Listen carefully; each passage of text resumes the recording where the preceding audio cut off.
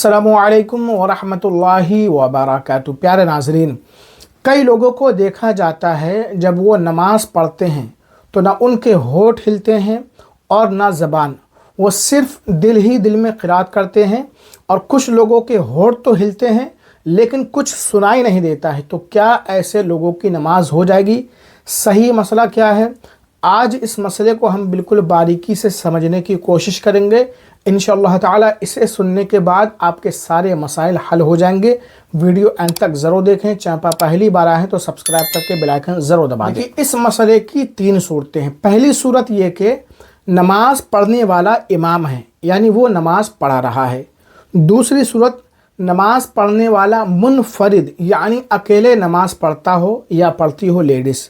तीसरी सूरत, नमाज पढ़ने वाला मुक्तदी हो यानी इमाम के पीछे नमाज पढ़ रहा हो।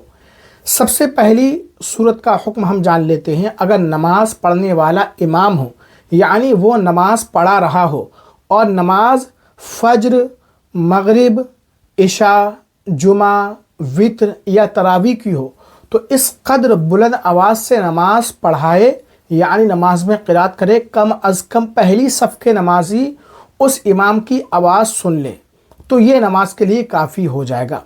और अगर सिर्री नमाज हो जैसे ज़ोहर की नमाज या इशा की नमाज तो इतनी आवाज़ से क़िरात करे कि ख़ुद सुन सके।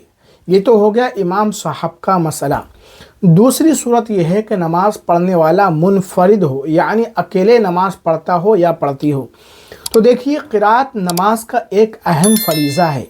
इस फरीज़े के लिए ज़बान से हुरूफ की सही अदायगी के साथ साथ इतनी आवाज़ का होना ज़रूरी है कि किसी मानिअ समाअत मसलन शोर व गुल वग़ैरह के ना पाए जाने की सूरत में पढ़ने वाला ख़ुद अपनी आवाज़ सुन सके।